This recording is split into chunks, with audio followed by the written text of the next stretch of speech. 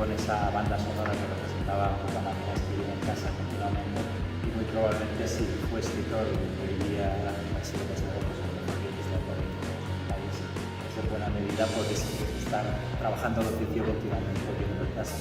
Yo a veces he pensado que él, que es persona, tiene una escritura que es de pura fibra.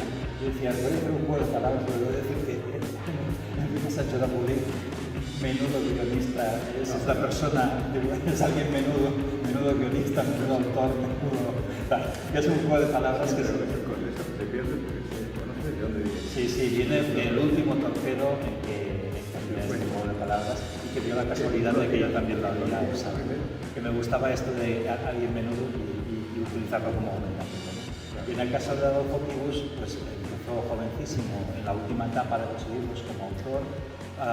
Luego compartieron en un primer momento por su padre, empezó haciendo guiones para campañas bélicas y luego, por tanto, en la etapa siguiente, de los 80, donde estabas en selecciones ilustradas, que hiciste incluso algún cómic comercial como El hombre de la pica, y tal, para la revista Confuesa que había en Alemania, algún guión.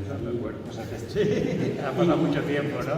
Y Adolfo también estuvo en esa etapa de selecciones ilustradas de la Bruguera. Nunca se ve una continuidad natural entre la etapa de bolsilibros y selecciones ilustradas. Parecen dos mundos distintos, pero de hecho hay ilustradores que estuvieron vinculados a las dos etapas y los guionistas, algunos, que visteis la última etapa de la Bruguera, de hecho, luego empezó todo el boom del cómic de los 80 y estabais ahí también. Y en el caso de Adolfo, luego ha escrito teatro y sobre todo ha sido realizador, guionista y productor de televisión. Ha sido de todo. Ha sido de todo. Dentro del mundo de la televisión ha sido de todo. De hecho, con 16 años nos va a contar cómo empezó con esto de bolsilibros, pero mandó también un relato a un sitio que luego Chicho iba a desarrollar. No empecé con bolsilibros, ¿eh? Yo bolsilibros los hice más tarde, o sea, llegué tarde al bolsilibro. No, yo me presenté a un concurso, había una revista que se llama Mystery Magazine, no sé si te acuerdas. Mystery Magazine hicieron un concurso de relatos que iban con plica, etcétera, etcétera, y yo me atreví, tuve que ir a casa de mi primo a escribir porque a mi padre no le hacía mucha gracia que escribiese, tenía 16 años y me presenté al concurso. Envié los datos con plica, o sea, no se podían abrir nada más que cuando salieses, se llamaba Sueño Fatídico. Bueno, escribí el relato y entonces cada mes salía Mystery Magazine y iban saliendo los que iban eliminando, los que iban saliendo y tal, pues se presentaron, porque habían en castellano y en inglés también, o sea, en dos idiomas que se podía escribir. Y yo veía de los que pasaban y Sueño Fatídico, vale, muy bien. Y llegué a los 10 finalistas. Y dije, ostras, qué bien, 10 finalistas de mil y pico que se habían presentado, no está mal, ¿no? Y bueno, al cabo de un tiempo, antes de que saliese la de esto, recibo una carta, la abro, y era del presidente del jurado y del tribunal diciéndome que un chaval de 16 años, que estaba muy bien, que siguiese escribiendo, dándome consejos y tal. Esa carta me sirvió para enseñársela a mi padre, que me comprasen una pluma 22 y me dejasen escribir aparte de estudiar, ¿no? Para eso me sirvió. Para otra cosa, me sirvió para no volver a presentarme a ningún concurso más, porque vi que estaba súper amañado. Porque evidentemente, ¿cómo sabían que era yo, un chaval de 16 años, y solo podían abrir al ganador, ¿no? Evidentemente era de los 10. Eso me lo demostró un tiempo después que me presenté, porque me dijeron, hostia, Adolfo, es que tú tienes manías de eso. Y me presenté a un de esto de teatro. Y envío una obra de teatro y se la dan a... Resulta que era un pariente del alcalde, pero bueno, o sea, le dieron el premio y me escriben una carta diciéndome que por favor que me presente con la misma el año siguiente que ganaré yo. Entonces los envié a hacer puñetas porque no me dio la gana y ya no me he vuelto a presentar nunca a ninguno. O sea, no tengo... Una vez Cristóbal Zaragoza, el que ganó el premio era Cristóbal, Planeta. Zaragoza seguro, no sé si el nombre. El nombre no lo sé. Bueno, era un escritor que me dijo, estaba una obra que empecé yo, una novela que empecé yo, de humor, que tenía como 15 o 20 páginas, y el tío me dijo, ostras, yo te apadrino para que la presentes al Planeta porque no puede ganar un imbécil como, digo así, como Muñoz de Molina. Coño, este es bueno y tal y todo eso. Y joder, luego perdimos el contacto y yo, esos 10 o 20 páginas, no sé dónde las tengo, porque no seguía adelante. Pero la anécdota buena es lo del Chicho Ibáñez Serrador sobre el primer sueño fatídico. Bueno, Eso sí. al cabo de un tiempo, resulta que me llama mi primo diciendo: primo, felicidades. Digo, ¿por qué? ¿Estás viendo la tele? Digo, sí, Historias para no dormir. Dice, pero lo estás viendo si es tu relato, si es eso, sueño fatídico, enhorabuena. Lo has publicado con seudónimo, pero tal. Digo, no. Luis Peñafiel es seudónimo de Chicho Ibáñez Serrador. A mí nadie me ha pedido permiso para eso. Cuando conocí luego, en el año 66, en los estudios Roma, lo que hoy es Telecinco, estábamos allí con Fernando Rey, que estaba Mabel Carr, que todavía no se habían casado, y estaba yo porque Julio Coy estaba rodando Persecución hasta Valencia, y yo tenía que hacer un papel allí, y toda esa historia que al final no lo hice, y resulta que estaba Chicho Ibáñez Serrador y me lo presentan y tal, y le expliqué eso a Chicho. ¿Sabéis la contestación que fue de Chicho? Luego fuimos muy amigos. Me dijo, yo no sabía que era tuyo. Digo, coño, pensé yo, digo, no sabías pero que era tuyo tampoco, cabrón. Era jurado. No, pero lo que no te acabo de explicar, Joaquín, es lo que viene ahora. Lo bueno viene ahora. Lo bueno viene que resulta que cuando salió en televisión española, sacaron en VHS Historias para dormir, compré el pack yo rápidamente para ver dónde estaba el mío. No estaba. Entonces llamé a Televisión Española y les dije, oye, que falta tal. Dice, sí, es que se han quemado algunos archivos. ¡Qué casualidad! Se habían quemado 2 episodios y uno de ellos era el que no era de Chicho y el otro, claro, yo era más conocido, que nunca hubiese dicho nada porque seguimos amigos y tal, pero ese y otro que debió copiar a otro también. Esos no han vuelto a salir nunca más. Se quemaron.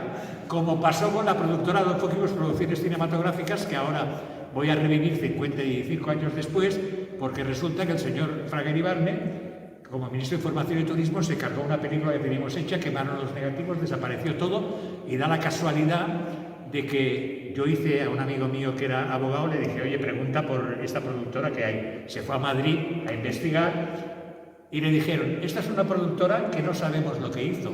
Coño, no sabemos lo que hizo porque han cortado todos los papeles, porque te pueden decir, esta productora no ha hecho nada, esta productora está inactiva, pero esta productora no sabemos lo que hizo. Esta es la contestación que dio el ministerio allí en eso. Con lo cual ahora quiero salir cuando pueda.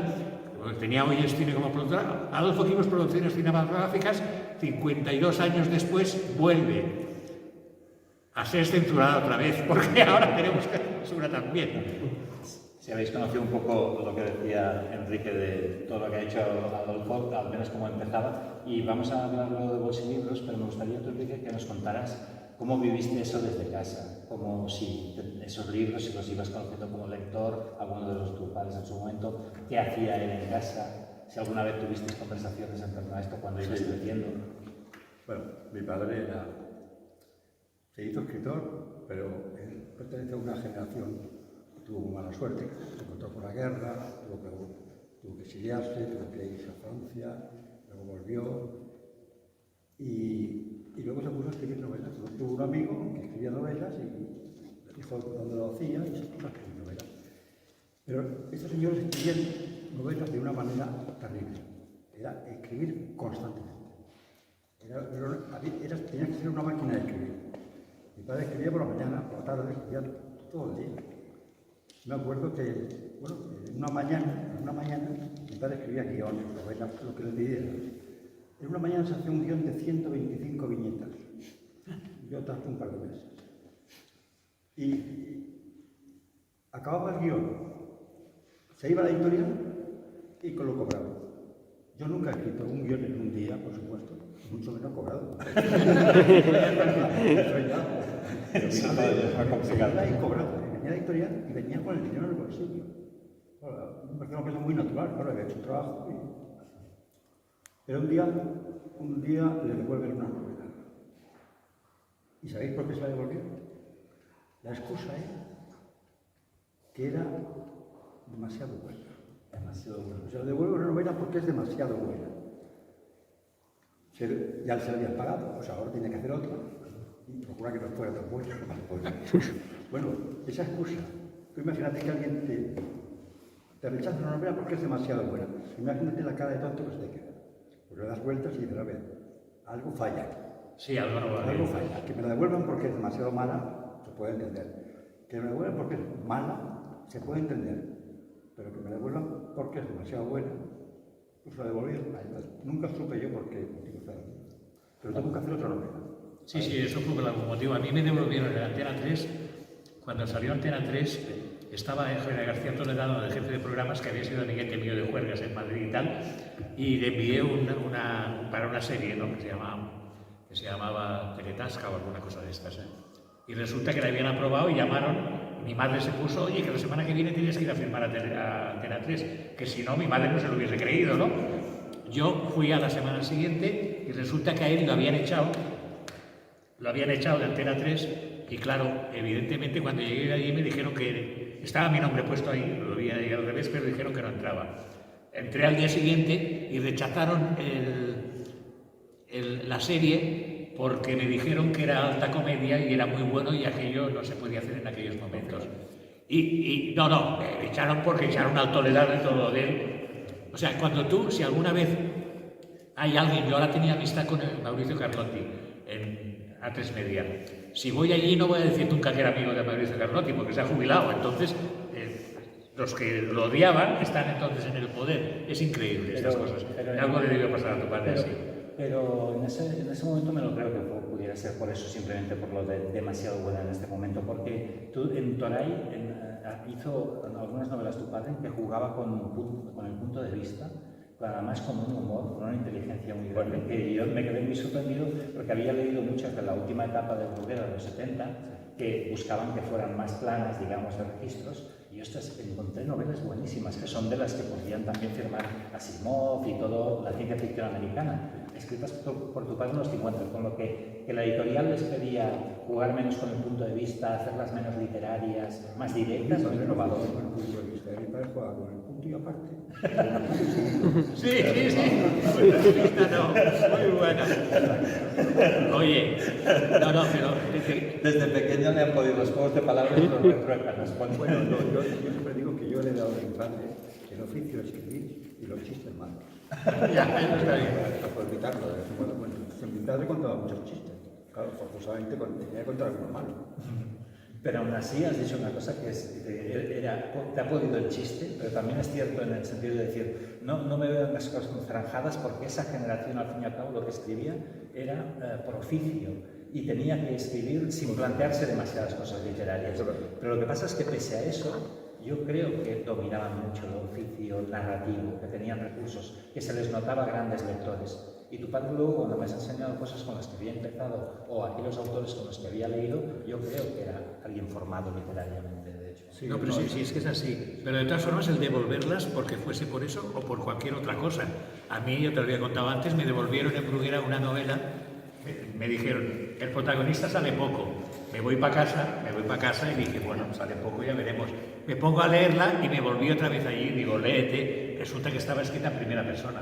El protagonista salía poco, no salía siempre. Como no se viera en el espejo, no se veía. O sea que de vez en cuando te devolvían para devolver, ¿no? Pues se cuentan casos increíbles de aquella época. ¿Sabes alguna anécdota así de tu padre? No, yo lo que quería decir es que yo antes de ser traductor y guionista de cómic, mi primera profesión fue mecanógrafo. ¿De tu padre? Sí, porque mi padre escribía con 6 dedos y yo escribía con 10. Mi padre tenía 10, por supuesto. Sí, no, ya. No hemos entendido. Con los 6 dedos era muy rápido mi padre, era increíble, corría mucho. Pues yo con dos soy... Pero yo estudié mecanografía y me pasaba tardes escribiendo, claro, sin mirar el teclado. Cuando mi padre vio que yo era más rápido que él, me dijo, esto hay que progresarlo. ¿Y qué hizo? Compró un magnetofón. Él dictaba. Y él dictaba. Él ya no escribía, él dictaba. Entonces, como el magnetofón, claro, hablaba muy deprisa. Yo escribía muy deprisa, pero él hablaba más deprisa todavía. También era el pedal para acompañado con un pedal. Con el pedal, yo pedaleando todo el día. Pero bueno, fíjate que he escrito docenas de novelas. Docenas. Dictaba de corrido, entonces. Dictaba de corrido, sí. La novela de una tirada. Sí, pero además antes tenía que molestarse en usar los 6 dedos, pero luego ya no, luego ya lo hacía así. Se cruzaba de hombros y lo que necesitaba para escribir mi padre era un termo de café. Eso era muy importante para él. Él tenía que tomar café continuamente. Y ya está. Y luego ya le pasaba 3 o 4 horas escribiendo, o bien dictando. A mí me guardaban los dictados y yo durante más de 8 años estuve De mecanógrafo. de mecanógrafo de mi padre. Más de 8 años. ¿Consideras que eso te formó? O no sé si me formó o me deformó. Lo que quiero decir es que, claro, yo veía que mi padre escribía muy rápido. Aquello no podía ser, yo no me lo creía. Y efectivamente, cuando mi padre dejó de escribir de esa manera y escribir de otra, ganó premios, incluso de poesía, de literatura, cuentos, y el día antes de morir, mi padre ganó un premio en el norte, un premio muy importante, con un cuento titulado El Toro, lo ganó. O sea, cuando pudo escribir, bueno, escribía muy bien, pero mientras estuvo escribiendo la maquinaria esa ahora, hay que decir que escribió cientos de novelas, y también quiero decir que escribió en francés. Escribió en francés, mi padre ya conoció a un editor francés, y como mi madre era francesa, porque claro, como mi padre se fugó a Francia, conoció a una francesa y podéis imaginarlo en persona. Pero entonces, mi padre escribía en francés y mi madre le corregía. Al principio, las primeras novelas, luego mi padre se espabiló solo ya. Pero a mi padre le pedías una obra de teatro, te la hacían en una semana. Una poesía. ¿Has visto algo de los poesías para médicos? Poesías para médicos. Poesías para médicos. Tiene un libro de poesías para médicos porque había estudiado medicina y tuvo que abandonarlo por la guerra. Y tiene un libro sobre poesías para médicos que yo pensaba primero que serían, te lo dije, que serían humorísticas, y hay alguna humorística, pero hay algunas muy serias, aprovechando referentes médicos. No, y además lo que daba el bolsilibro, lo que te daba al final es una técnica, lo habíamos hablado con Paco González de Ledesma muchas veces, que a él también le pasaba, te da la técnica de ponerte a escribir porque te tienes que poner a escribir y escribir. Y acabas escribiendo rápido. La disciplina. Yo la mayoría de guiones de cine que hago los tardo una semana o una semana y algo así. No, pero eso está bien. Una semana no es nada. Porque es que la generación de su padre había llegado a hacer 2 y 3 novelas a la semana. Sí, bueno, a veces una vez cuando les apretaban muy que ay, no, perdón, al mes, perdón, tampoco hay que exagerar. De 2 a 3 no. De 2 a 3 a 6 máximo. De 2 a 3 a 6 máximo al mes. Que significa un promedio de más de 1 a la semana. Yo recuerdo que yo tenía tandas de 40 páginas, 40 folios escritos en la máquina cada día, durante unos días. Y en 3 días se acababa la novela, claro. Si me dictaba 40 páginas cada día, en 3 días fuera. La novela tenía 120 páginas aproximadamente. Y luego el problema de escribir con aquellas máquinas. Eran duras. Mira cómo se me quedó.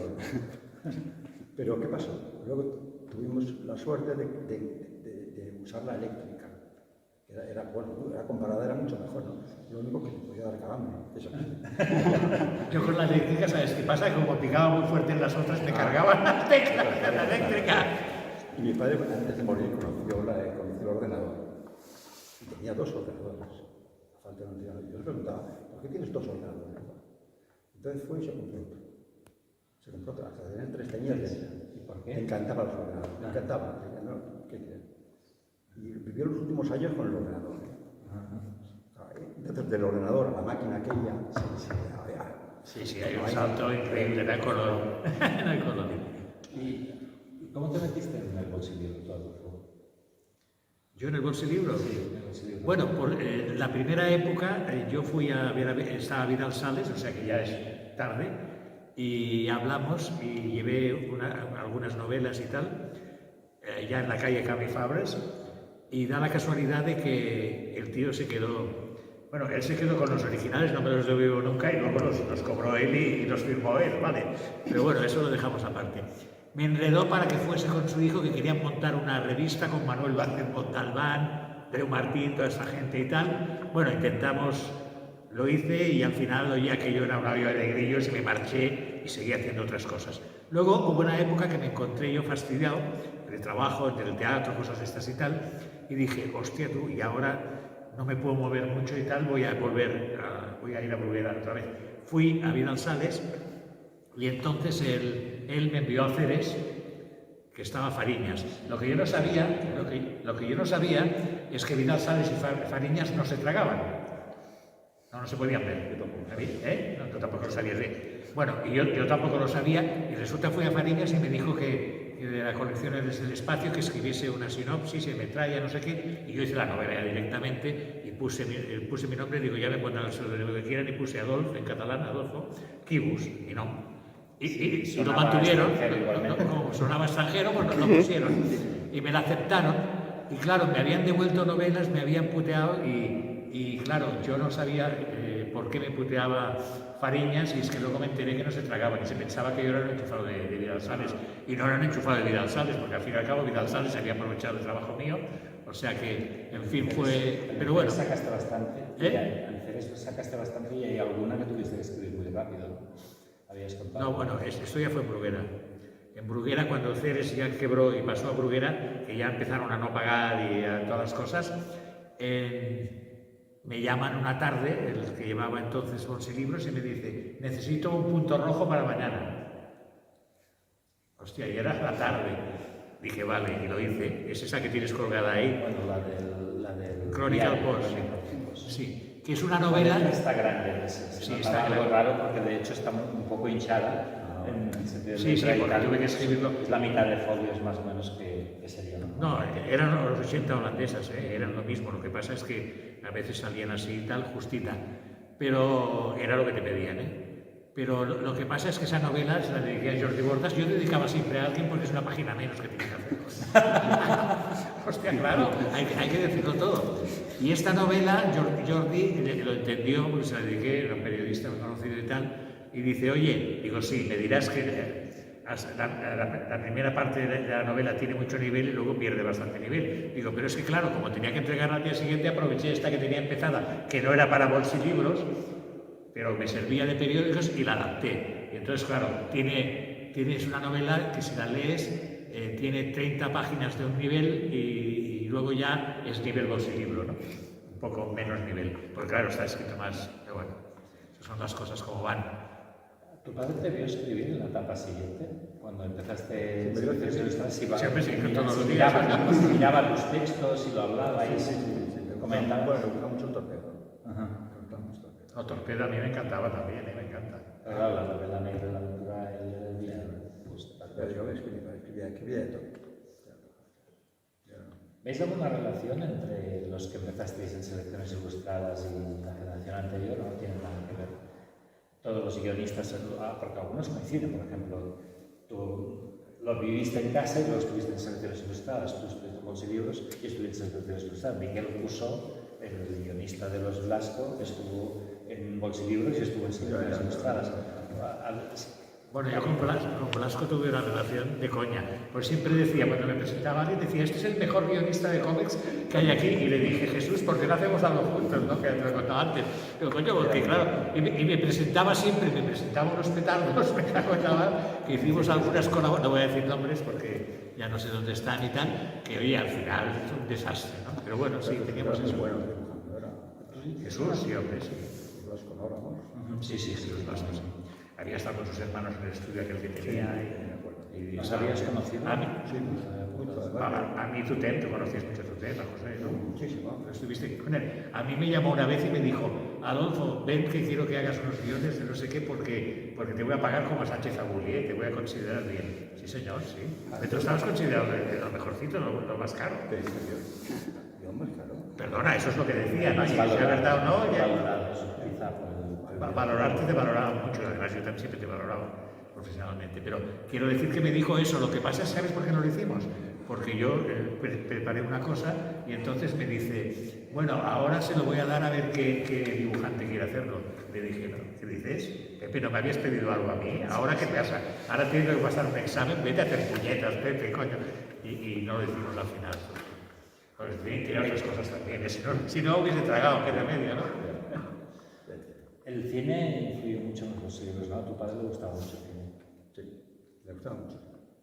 ¿Recuerdas películas que hubierais visto juntos o que debieras disfrutar o que supieras que, Bueno, que podía hacer historias de acuerdo con ese mundo? Sí. Hombre, Curtis Garland hizo los libros de Curtis salieron en cine. De Curtis. Gallardo, vamos, Gallardo.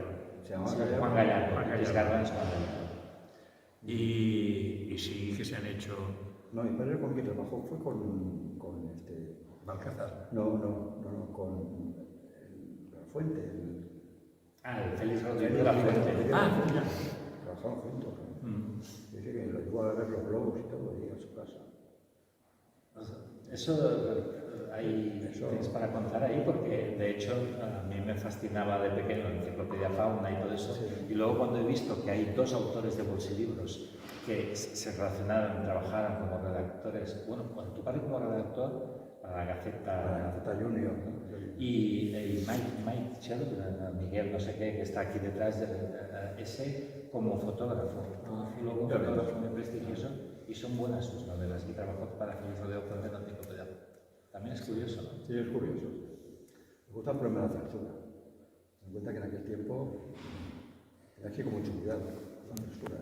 Bueno, sí, claro, la censura. Te refieres que, por tanto, como redactores tenían que trabajar con lo que no llevara problemas. Claro, es que estaban obligados además a enviar todo lo que se publicaba, había que enviarlo. Creo que Azafraga y Libarno, que fue entonces cuando el ejército, decidieron que eso había que enviar lo que se consideraba que podía... Cuando la ley Fraga, ¿no? Sí. Pero Víctor Mora, que es el del Capitán Trueno, lo conocéis, ¿no? Cuenta la anécdota esa, que entre una novela y se la devolvieron, pero el censor lo llamó para hablar con él y le dijo, mire usted, se la tengo que devolver, pero si quiere se la publico. Lo único que tiene que hacer es cambiar. Y donde dice whisky, que ponga vodka. Claro, los personajes eran malos. Entonces no podían beber whisky, tenían que beber vodka. A veces eran Funcionaba así la tonterías. Bueno, a mí, yo en el año 72 estrené una obra de teatro en Madrid que se llamaba El Conde Bompard. Pues estuve 16 meses en cartel. Entonces hice otra que se llamaba Adulterios a Gogó, que era muy divertida, pero perdona, la censura me la devolvió tachada toda entera, toda entera. Y fíjate lo fuerte que era que mi tía solterona, que tenía la hermana de mi madre, que era muy puritana, le hacía gracia y no se escandalizaba, con lo cual no era para escandalizar, ¿no? Bueno, eran 3 sketches y tal. Cuando fui a censura, me censuraron por rojo, por masón y no sé qué más. Entonces fui a censura a hablar y me dijeron, hombre, si cambias el protagonista, si lo pones como un trabajador, un peón de albañil o tal, te pasamos la obra. ¿Qué era? Hombre, porque era Adulterios a Gogó, el cornudo era un tecnócrata, coño, claro. Oye, la gracia es que se la peguen a un tecnócrata. Y yo contesté, digo, ¿qué gracia tiene un vodevil de este tipo si el desgraciado, encima el cornudo, es burro y encima peón de albañil y no tiene un duro? Me negué, pero me jodieron. Como una de las veces, Camilo José Cela, en una reunión que había allí en Madrid, yo le hacía que había sido censor en la época de Franco. Había sido. Sí, que había sido. Y entonces me dijo, hombre, Adolfo, es que había que comer. Y yo le dije, Camilo, yo también tenía que comer y nunca acepté serlo. Ya, claro. ¿Te lo ofrecieron a ti? Sí. Sí, Sí, en la época, en Madrid, aquí no me... Ya. Sí, bueno, oye, en el Festival Nunes, que estoy haciendo ahora, me ofrecieron, no voy a decir quién y qué periódico de Madrid, me ofrecieron mucho dinero para el festival, del orden de los 60 o 70.000 euros o más, si llevaba el festival a Madrid y yo hablaba mal de Cataluña, claro. Me negué. Y eso que aquí me han puteado, pero... Sí, el festival, pero quiero decir, me negué. O sea que estas cosas... Bueno, depende de lo que quieras hacer o no. Era otro mundo, ¿eh? Era otro mundo. No, aquella época sí, había que ir con mucho cuidado.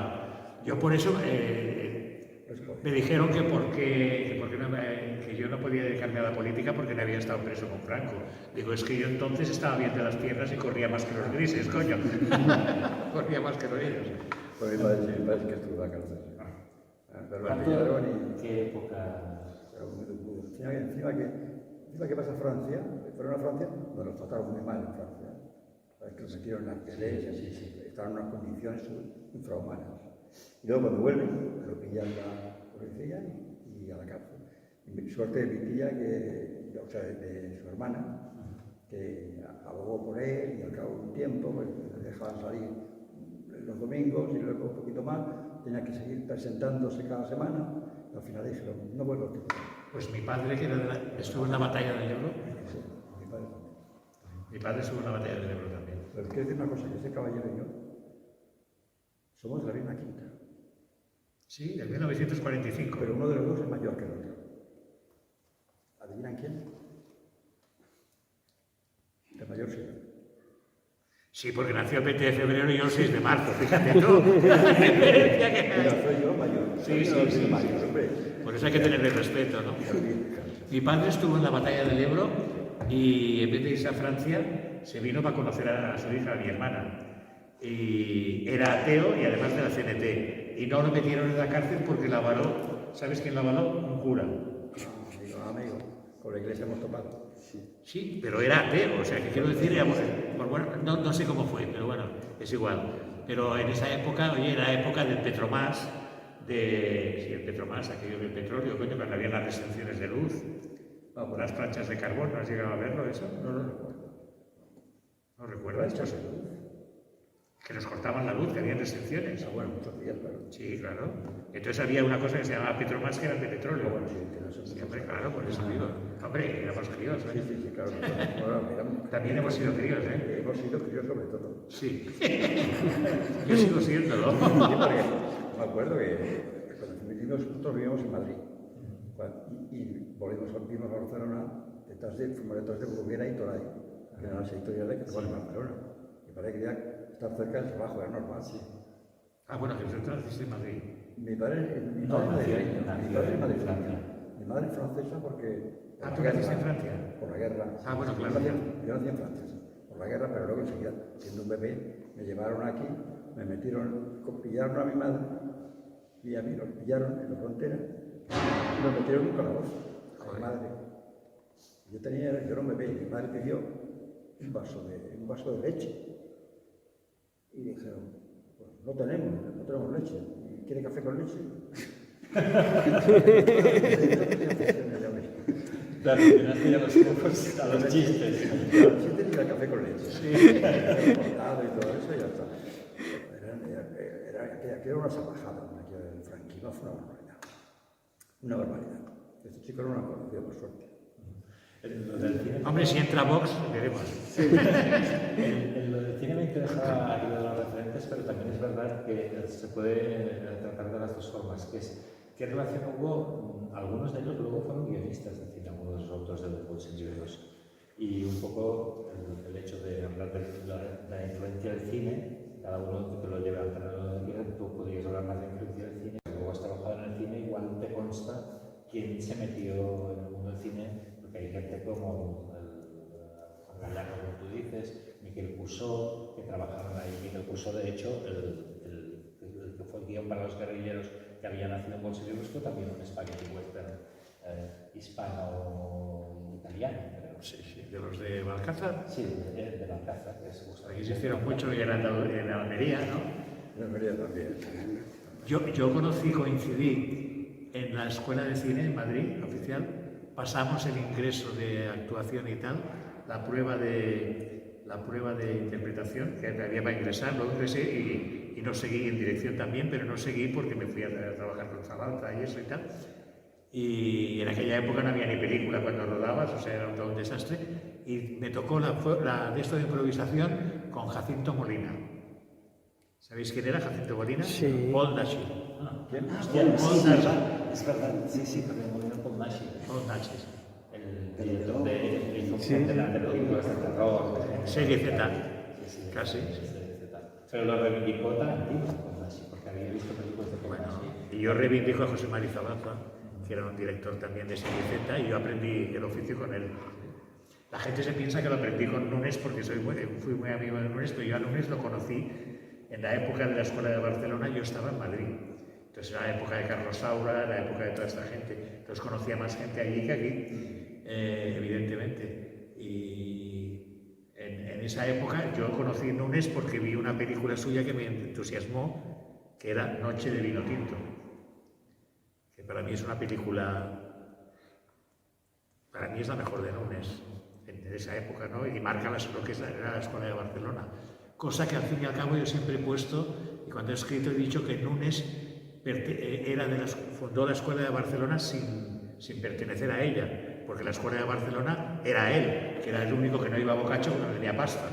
Todos los demás eran hijos de papá, Portabella, toda la gente tenía pasta. Y hicieron unos cuantos bodrios la Escuela de Barcelona, ¿eh? Hay que olvidar Jacinto Jordà, todo eso, unas películas que pretendían de modernismo, tipo la Nouvelle Vague y todo eso francesa, pero con unas ínfulas que no se aguantan, ¿eh? Sin embargo, Noche de vino tinto no se aguanta hoy. O sea, y Nunes siguió en la misma, creando, él tenía un mensaje y lo dio. Eso se puede ver muy bien viendo El séptimo sentido, que es documental mío. Sobre Nunes. No sé si querías decir algún... No, estoy con Tuté, pues... ¿Tú lo conociste a Tuté? Sí. Y tú también. Sí. Tuté no, yo no lo conozco. Bueno, pero lo has oído. Sí, hombre, sí. He leído mucho sobre él, he leído entrevistas. Vosotros también lo conocéis, lo suena, ¿no? Me han testimoniado el de selecciones ilustradas. ¿Y sabéis por qué se llamaba Tuté? Se llamaba Josep, se llama. Josep Tutell, ¿no? Pero el Tutell no es un nombre real. No. Siempre había oído que Ustedes no lo sabíais por qué. No. Él tenía la costumbre de pagar religiosamente eso. Y te decía, tú ten. Y te daba. Eso es un chiste también. Pero podría ser cierto, claro. Y yo aquí pensando, nunca había oído que no fuera su nombre. Sabía que nos la iba a pegar. Pues es inevitable. Hombre, Tutell ya con un ojo para aquí, otro para allá, que tenía cuando te contrataba y te prometía cosas, un ojo en cada lado, ya también era en sí mismo un personaje. Eso es verdad. Había sido, porque era dibujante, un ojo estrábico. Sí, pero era todo, mira, fue editor y además un gran editor. Sí. Gran editor. Hay que ver todo lo que publicaba.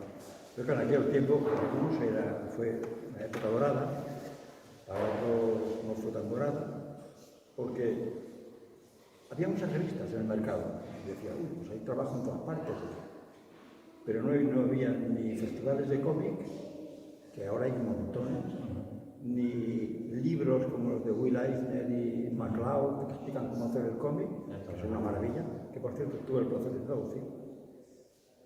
Hoy en día es inmenso la cantidad de cosas que hay al alcance de la mano. Lo que pasa es que no hay trabajo para muchos jóvenes talentosos, están por ahí que no pueden trabajar. O trabajan en condiciones Infrahumanas. sí, nefastas. Hay un... Perdona. No, diga ser. No, pero me quería cortar, que yo simplemente iba a decir que estos tipos de personajes, un poco Tutell no sería un personaje como el de Rafael González en La Bruguera, que eran un poco redactores jefe creativos, al fin y al cabo, también hay una forma diferente de llevar la empresa, de hacer sus encargos, de Yo lo terminar revistas. González no lo conozco. Sé que era muy amigo de ella, era Víctor Mora, que montaba no lo conocía. Pero era un personaje especial, un personaje rarísimo. No tenía unas gafas enormes con las que te veía bien. Te veía bien, no podías ver. Y luego, era un hombre que tenía ideas pues, sorprendentes, pero bueno, lo que hizo con el cómic, lo que hizo con el cómic que publicó de la Warren y todo eso, fue una maravilla. Es increíble, tantas revistas como había entonces. Hoy en día se echan de menos. Me gustaría que hubiera alguna revista, por lo menos una o dos. Antes había 12 o 13 en el mercado, Aparte contigo fue muy leal, ¿no? Porque con aquello de tú hizo el primer guión de Torpedo para que lo dibujara un dibujante norteamericano como Alex Todd y... No lo has contado bien, perdón. No. Lo has contado bien. Yo siempre digo que Torpedo nació por casualidad. Pero por casualidad. Porque el editor Tutell me pidió un guión de 6 páginas. Me dijo, mira a ver si sacas un gángster y una rubia. Porque es para probar, para poner a prueba un dibujante. O sea que lo de menos era el guión. Lo menos era el guión. Yo escribí un guión titulado Educatore, 6 páginas, lo presenté. Cuando lo leyó dijo, bueno, no, vamos a hacer una serie con esto. Mira, Pero buscó una casualidad y buscar un dibujante que luego pasó lo que pasó, ¿eh? Pero claro, un dibujante que no podía hacer la serie. No, en aquel momento no sabía. ¿No sabéis lo que pasó con el primer dibujante? Porque tenía problemas morales muy fuertes. Claro, tenía que escribir la vida, tenía que dibujar la vida de un asesino y no le salía. Entonces, si conocéis Torpedo, en el primer episodio de Torpedo, en la última viñeta, dibujó una lágrima en Torpedo. Lo tuvimos que quitar con unas sillas.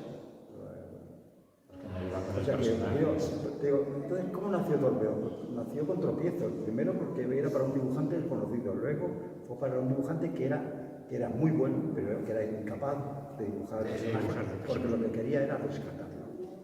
Quería salvarlo. Quería que fuera un gángster bueno, quería que fuera Robin Hood. Y eso no puede ser. No podía. Yo veía que no podía ser. Y Tudel, en eso tienes toda razón, tenía que elegir entre Alex Toth, que era Dios entonces, y Abulí, que no era conocido para nada. Y me dijo, no, tienes de Abulí y tiene que ser así.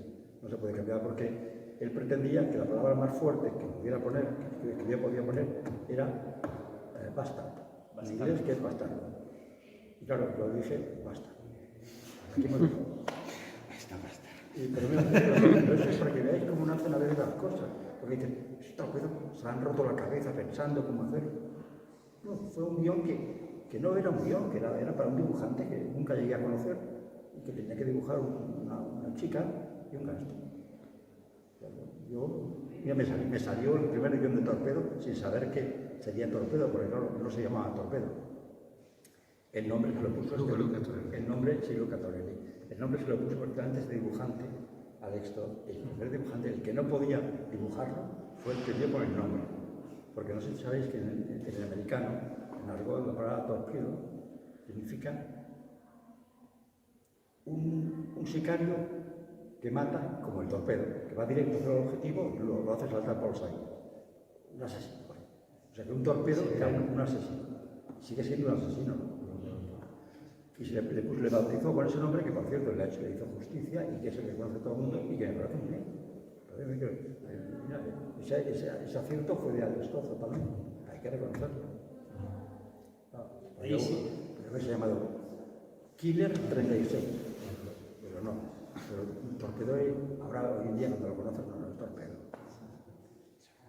Que hay que pronunciar el nombre del torpedo, todo junto, no se para. No, lo digo porque a la gente me ha hecho la gracia, ¿no? No sé, no puedo decir torpe. No, lo que no puedes decir lo otro.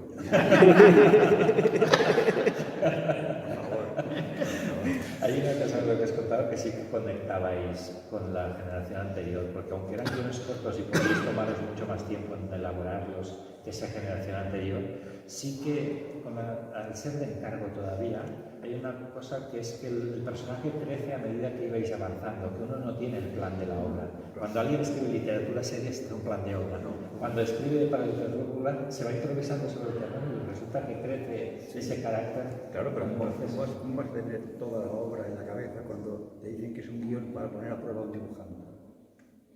Porque otros lo tomas muy en serio, se hace el guión y ya está, y luego lo olvidan.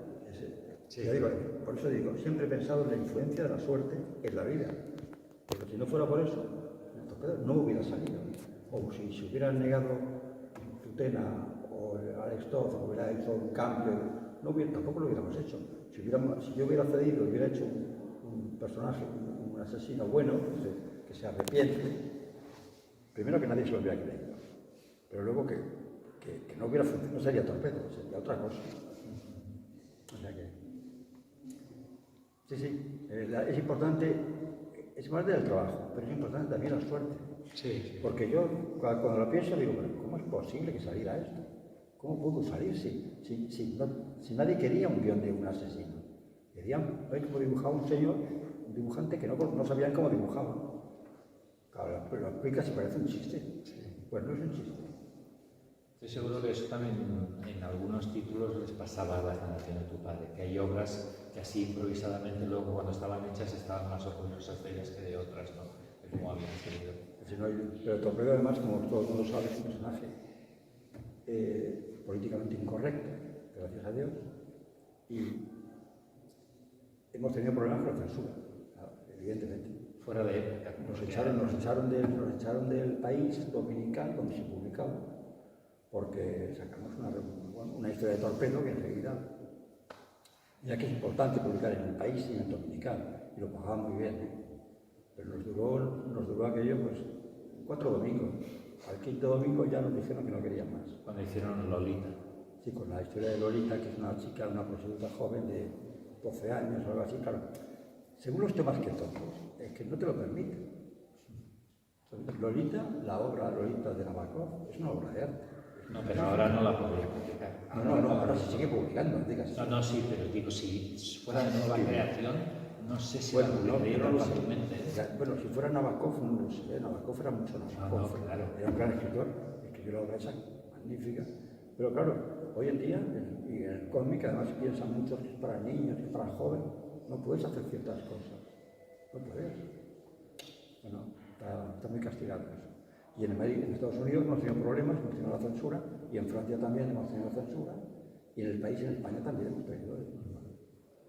Y luego hicimos un episodio, no sé si lo sabes, hicimos un corto que tenía que ser 12 aventuras, 12 episodios del corto, con dibujos animados, no sé si lo sabéis, el torpedo. Sí.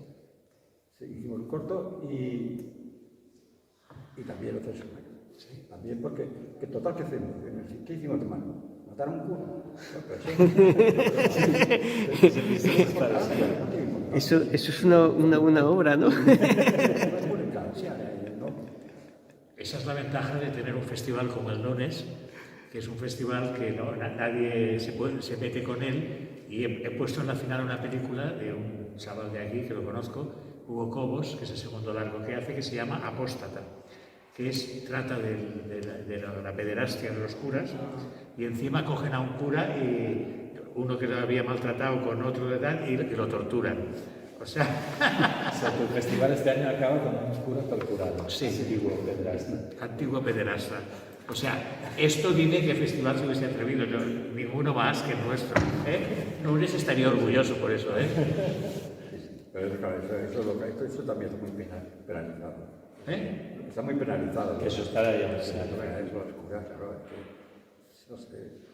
Pero bueno, cuando un hombre mata, un torpedo mata de todo, hay que matar a un cura. Pues mata a un cura, mata a lo que mata, ¿no? Hay una pregunta que quería hacer sin saber si conocisteis algo y si va a ser rendido, digamos. ¿Qué autores conociste, aparte de tu padre, si conociste más autores de él? Bueno, yo conocí a Fariña, que estábamos hablando hace poco.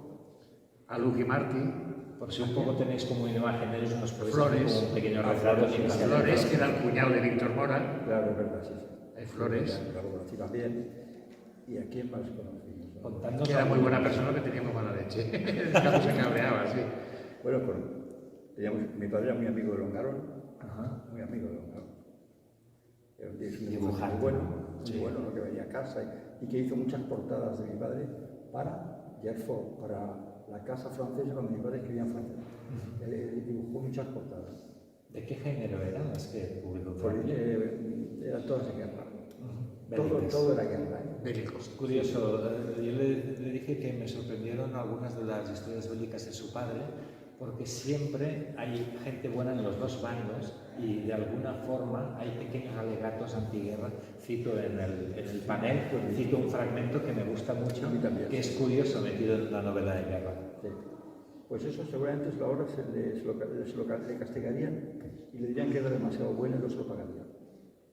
Pero en cambio hizo muchas bélicas. Hizo muchas. En Francia hice muchísimas. Y en España, ¿cómo se hacían las novelas de guerra? Muy fácil. Bastaba con saber quiénes eran los buenos y quiénes eran los malos. Cuando tenías eso claro, ya podías ponerte a escribir. Pero tenías que tenerlo muy claro, porque no te podías confundir.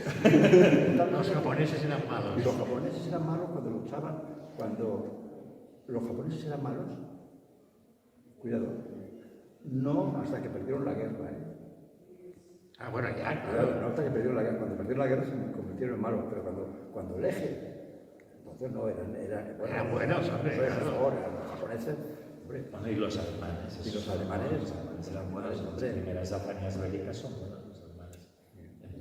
Sí, pero los malos solían ser los alemanes en la Segunda Guerra Mundial, cuando las novelas de Boixcar, las historias de Boixcar, eran buenos también. Porque se enfrentaban los soviéticos. Exactamente, porque luchaban contra los... Hombre, los rusos, los comunistas son los malos. Exactamente, el más malo de todos era el comunista. Los rojos. Sí, los rojos. Eso es lo más malo que había. Y los masones. Uy, si encima era masón, entonces no te digo ya. Perdona, es que para Franco rojo y masón era lo mismo. No era lo mismo, te castigaban mucho más, te fusilaban 2 veces y eran más. Te fusilaban 2 veces y eran más. Los masones, una locura, Franco tenía con eso. ¿Y nos haríais un poco retrato de alguno de estos personajes? O Fariñas, o los que habéis dicho, alguno que conocíais más? Es decir, pues era el Barcelona, porque claro, vosotros tuvisteis un conocimiento directo. A mí me suenan por cuando los he leído por los libros. Me voy haciendo una idea, un retrato suyo por su Bueno, estilo. Fariñas además era de Amnistía Internacional. ¿Sí? Sí, era un delegado de Amnistía Internacional en Barcelona, Cataluña. Y bueno, yo con Fariñas lo que tuvimos es que como me había recomendado Vidal Sales, pues a mí me puteó todo lo que pudo, Pero con suavidad. Por supuesto. Nunca reconociéndolo tampoco. ¿Pero lo suyo te gustaba o no? Pero lo suyo te gustaba por lo que estabas diciendo. Lo que escribía él, Sí. bueno, lo que escribía él de guerra, cosas de esas y tal, a mí me parecía demasiado denso. Yo creo que el bolsilibro tenía que ser, en aquella época, en esa época de los 80 y todo eso, tenía que ser más ligero. Era muy denso. Era muy ligero, pero ella lo llevabas en el bolsillo. Sí. No, muy denso el texto, quiero decir. Sí, hombre, ligero, sí, ligerísimo. Ahora la gente, en vez de ir con los bolsilibros en el metro, llevan el móvil. Van con el móvil enganchados. Bueno, antes el bolsilibro era lectura masculina. El móvil es lectura de todo el mundo. El móvil es... En el bolsilibro hay las series románticas que... Cuidado, luego está Corintellado, que es punto y aparte. Sí. Corintellado era otra.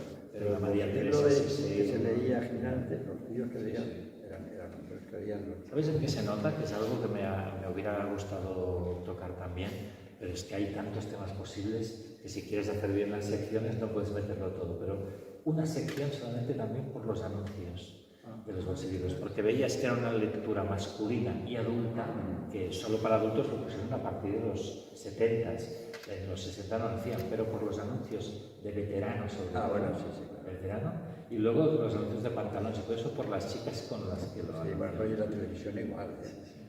No sé, ¿conocéis el anuncio de verano en la televisión? Una chica con falta corta montando un caballo blanco, rubia, claro, veterano, pero ¿qué podía ser? Y esas contraportadas de Lucas son muy chulas, eran casi por la estética de veteranos, serían un panel en la publicidad en los bolsillos. Sí. Sí, decían veterano, es cosa de hombres. El bolsillo era cosa de hombres también. Sí. Ahora, era otra época. Bueno, otro mundo. yo era pequeño. No lo habéis conocido. Realmente te sentías, yo me sentía muy incómodo. Yo tenía amigos que eran guardias civiles y hablaba con ellos. Bien, hablaba bien con ellos, pero luego decía, uy, me voy. Los guardias civiles, una vez un guardia civil me dijo, nosotros los jueves lo que hacemos es, nos vamos a por un maricón. Te lo dicen tranquilamente. O sea, iban a porrear a ¿Qué homosexuales. época? ¿Qué época? ¿Ya con Franco muerto o antes? No, hombre, Franco muerto fue, antes de Franco muerto. Pero me decían eso con toda tranquilidad. Decían, pues, como quien dice, pues, Voy a tomar el vermut. voy a tomar el vermut, sí, pues no, mañana toca los maricones. Y si dices que tu padre es escritor, igual sería sospechoso también. No, mi padre al contrario, tenía muy buena relación con todo el mundo porque como era muy chistoso, todo el mundo le reía la gracia. Pero mi padre, muy bien, y regalaba novelas a todo el mundo, y hasta la Guardia Civil le regalaba novelas. Sí. No, pero es que te das cuenta, ahora es impensable, esto es una cosa que ahora clama al cielo, ¿no? Pero entonces tenían tan claro eso en la cabeza, una cosa. Luego otra cosa, el sexo, no sé lo que era entonces, era una cosa rarísima. Es evidente que la especie seguía reproduciendo. Sí, eso sí. Pero bueno, no podía aparecer ni por casualidad. No podía aparecer. Bueno, la novela es de Corín Tellado, sí, porque eran besitos. Y luego Corín Tellado tenía la habilidad de escribir cosas sin decir lo que era, pero dándolo a entender, que era muy bonito. Además, Corín Tellado arrolló. Creo que era la única escritora que tuvo miles de lectoras. Miles. Habría que hacer una sección especial sobre Marcial Lafuente Estefanía, que nunca lo he entendido yo eso. Se sigue vendiendo todavía, ¿eh? Sí. Ahí, ¿habéis visto el panel que ¿lo has leído? Pero bueno, ese hombre seguramente tenía un montón de negros trabajando. Sí. Bueno, al menos su familia, porque esos dos hijos suyos siguieron incluso con el muerto, como el Cid ganó campaña, y un nieto que dicen que mezclaba novelas. Sí, no, ¿cómo mezclaba? Tenían fichas y las hacían, eso me han dicho a mí. Y leyendo alguna de estas te das cuenta que es verdad, porque se van de un sitio, no tienen ni pies ni cabeza. Sí. A mí también me dijeron. A ti te lo dijeron también, ¿no? Sí. Pues entonces era verdad, ¿no? Sí. Bueno, no forzosamente. No forzosamente, pero puede ser. Puede ser. De todas formas, yo para enfrentarme al personaje me leí novelas de Marcial Lafuente Estefanía del principio, de los 50, que seguro que eran de él, y también son muy malas. Son el folletín, basadas en el folletín más rancio. No, bueno, pero le llevan una pero ventaja el estudio había que hacerlo porque es el que sigue vendiendo y se fenómeno vendía. sociológico. En ese momento yo creo que se ha escrito en una España semi-alfabetizada, digamos, ¿no? Porque son... La verdad Yo, al que le gustaba a mi padre, que yo empecé a ver de crío que llegaban a casa de servicio secreto, Peter Debris. Peter Debris era sí, el de Brigode, Pedro de Brigode, era uno de los el número uno de Servicio Secreto fue de él y publicó mucha novela policíaca al principio del Servicio Secreto. Y gente como Silver Kane, como Rivera, como... No, pero Peter decían que era bueno, era muy bueno. Silver Kane era González Ledesma. que ganó el premio Planeta. Sí. Eso demuestra que... No, pero se había ganado un premio antes de hacer bolsa y libros. Sí, ese Don de Franco. Pero luego ganó el Planeta. Somerset. Luego ganó el Planeta. Ah, pero que de joven ganó un premio internacional y no pudo publicarlo nunca. Bueno, nunca no. Nunca mientras estuvo Franco vivo, vamos. Lo censuraron y entonces es cuando se fue a eso. Yo lo sé porque en el documental La Era del Bolsilibro tuvimos a la viuda y la hija de Paco. No, González Ledesma y yo éramos bastante amigos, quiero decir. Pero bueno, como estaba muerto cuando rodé yo, pues tuvieron que ser con la viuda y con la viuda y la hija. La hija que acababa de sacar entonces, cuando rodamos, una precuela de Méndez. Una pregunta interesante a partir de esto que dices de Gonzalo Ledesma, por lo de tu padre, porque la hija y la mujer de Gonzalo Ledesma están muy contentas de ver cómo se ha tratado ahora el tema, pero decían, nos habría gustado que lo viera porque de hecho solamente se reconcilió con el bolsilibro en la última época, cuando vio que había muchos lectores que entraban en contacto, que se habían formado con eso. Porque durante esos muchos años era algo, dice, su mujer dice que las que conservan son porque las sacaba ella de la papelera y las guardaba, porque él llegaba y las tiraba a la papelera. Hubo un momento de su vida que negó que era Silver Kane, ¿eh? Incluso hubo sí, años sí, que lo se sé, remontó un poco, igual como Víctor Mora, cuando iba al Boccaccio, no quería que lo reconocieran como el Capitán Treno, sino como el literato. Eso sale, incluso en Production Party, uno de sus cuentos sale, que alguien le dice, me parece que es Perico así, mira que les voy a decir que eres el guionista de Capitán Treno, y no, por favor, porque él es el autor de las platas de Barcelona y no tiene... No, luego se sintió, claro, pero en ese momento se avergonzaba un poco, y Silver Kane le pasó lo mismo. Y yo decía, ¿tu padre qué relación tenía con esa dedicación a toda esa literatura que había firmado en un seudónimo? Mi padre estaba encantado, si le pagaban. Sí, estaba encantado. Lo que quería era ganarse la vida, y ya te digo, mi padre era un todoterreno. Pídele, tú pide lo que quieras. Poesía, teatro, novela, pero escribía todo, ciencia ficción, lo que tú quieras. ¿Cuántos días le das? 5 o 6, va, ya tiene la novela. ¿Y cuántas páginas y cuánta historia? Y ya está. Lo hacía seguida, era una cosa... Por eso me interesa que lo dijera. Pero ya te digo, cuando pudo escribir otra cosa con su nombre, afirmarla por primera vez, que ganó tres premios de novela, 2 de poesía y 2 o 3 de cuento, no me acuerdo. Un montón de premios ganó. Y alguno económico que estaba muy bien. Como este que ganó el norte, no me acuerdo. En fin, era otra época, amigo, era otra época. No sé si queréis formular alguna pregunta, pero no sé si habéis conocido el bolsilibro. Yo creo que no lo acuerdo. Sí, algunos sí que tenía. Incluso tenía uno de Adolf que me lo firmó hace poquito. No hace mucho tiempo me firmaste uno. Sí, supongo. Sí. ¿Y querrías formularles alguna pregunta? Pues ahora mismo no, no se me ocurre No nada. te preocupes, una vez una me preguntó la hora. No se me ocurría nada, me preguntó la hora. Y yo dije, pues eso no te digo, ¿no? Pues es un buen final. No, ahora os digo eso. Y es la hora de marcharnos, ¿no? Yo te conté a ti lo de la charla que dimos en la torre esta de la plaza de toros de la Plaza España. ¿Sabes que ahí sí, ¿lo conté o no? Que fuimos a dar una charla, bien y yo. Porque habían escrito un cómic, fuimos allí. Y la sala era como esto, con más sillas. Llegamos a la sala, a la hora, una persona, durmiendo. Estaba así, bueno, pero el chico aquel que venía, que hacía que venía con nosotros, puso el récord a grabarse, la grabación, y estuvimos ahí hablando del cómic, no sé qué, no sé cuántos. Al final, cuando se despertó el tío,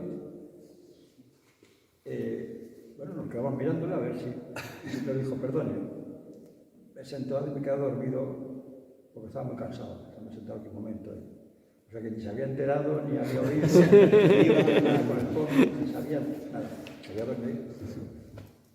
Quiero decirlo, digo esto porque no es la primera vez que somos, mira, 3 y 3. Estamos empatados. Es que es verdad. Ahora con un balón y hacemos un partidillo, ¿no? Pero yo al fútbol sé que juego. A fútbol también jugaría, yo no sé. Yo decía que jugaba bien. Al ping-pong ya no, porque hace mucho que no juego y ya las piernas no me dan, pero al fútbol no jugaría. ¿Sí? Pues yo sé dónde hay un futbolín aquí cerca. Ahí hay un bar que hay un futbolín. Yo a veces a los chicos jóvenes les digo, oye, ¿hacemos una partidita? Apostamos.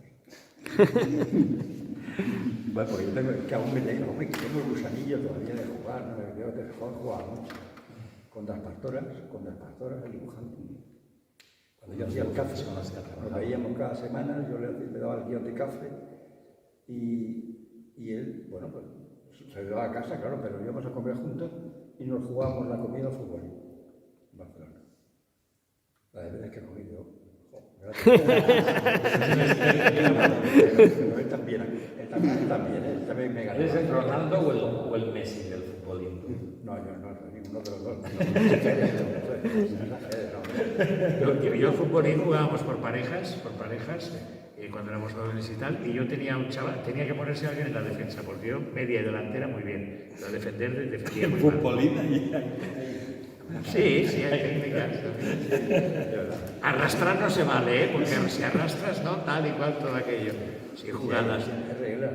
Yo cogía y centrabas, ponías en la media de los 3 y tal, pam, y casi iba directo al gol con la izquierda.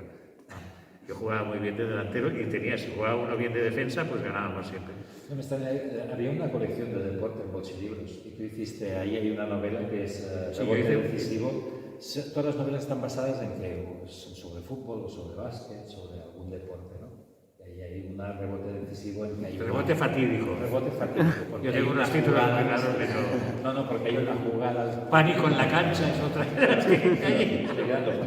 el rebote no es el que se ha ido hace un rato. Sí. Rebote. Es verdad. Ahora sacan los de Achap, el año que viene sacan una de la colección esta de deportes, de varios autores, y sacan una mía también. Me pidieron permiso y dije, hostia, vale, ¿por qué no vais a sacar? De lo que os dé la gana, ¿no? Además soy socio de Achap, yo. Sí, el primero que me habló de la asociación y que estaba encantado fue Achap. Sí, claro. Bueno, socio, no, siempre socio. Están publicando las novelas de tu padre. Bueno, hay una ahí en la vitrina. Sí. Pues muchas gracias. Pues gracias.